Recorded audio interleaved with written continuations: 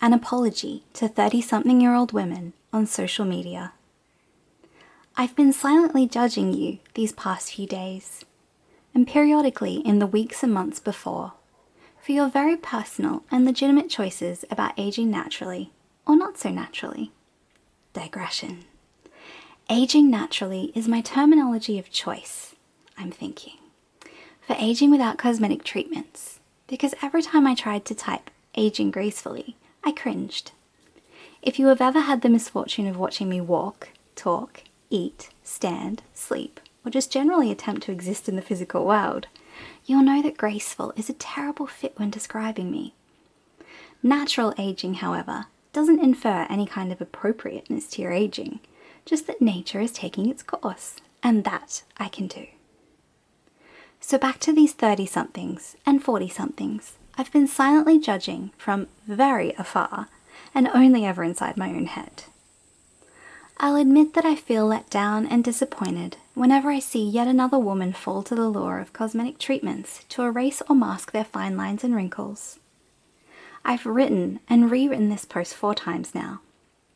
Each of the forms this post morphed into were loosely related to aging as a woman in my mid-30s, but all of the thoughts and feelings I was unpacking from my mind ended up feeling not quite right. Instead, here I am calling myself out on once again having unrealistic expectations of society, myself, and in this instance, women of my age bracket. This isn't the world I envisaged. This isn't the loving embrace I dreamed of for our smile-worn faces, our grin-dimpled thighs, our joyously slip and sliding tits, and our bums with bold aspirations to make contact with the backs of our knees. It saddens me that the generations a little ways behind us won't have realistic expectations of their own body's aging process. I grieve for the little girls who will grow up not realizing that there is a beauty and a somewhat comforting inevitability to crow's feet, jowls, sagging tums, bums, and tits.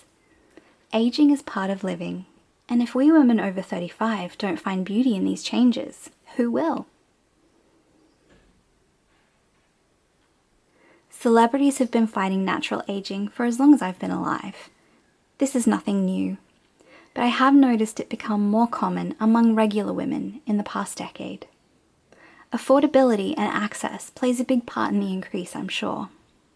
But the more influences that go down the path of Botox, chemical peels and surgery, the more normalized it becomes, and the greater the pressure for regular women to take care of those deep lines, or consider a lift and a tuck when they start to not feel like themselves anymore. This not feeling like yourself anymore symptom of aging is something I can completely relate to. It's that first glance at yourself in the morning. How did my mother get in my bathroom mirror? It's feeling great in your own skin when you get dressed and ready for that family get-together.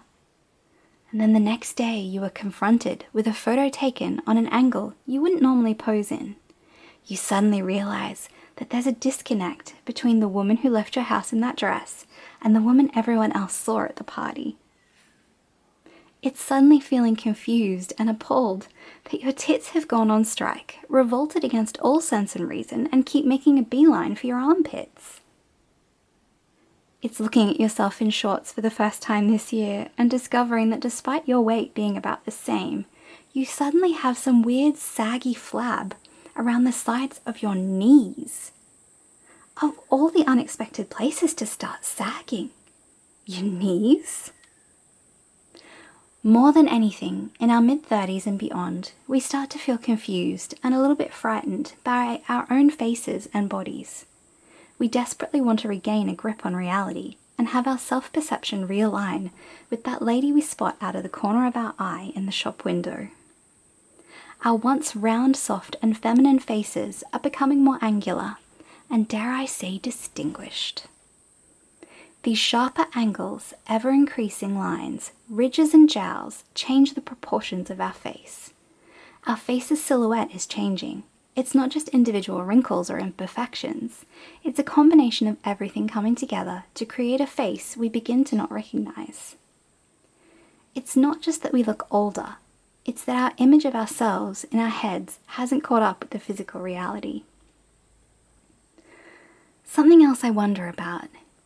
If nature requires us to, over time, bit by bit, lose those vibrant displays of fertility we so carelessly flaunt in our 20s, perhaps our minds, bodies, and our life's purpose should be taking equal strides in a different direction. Sure, you can still work on your personal growth whilst prolonging your youthful glow, but just maybe, acceptance of our aging is part of the process.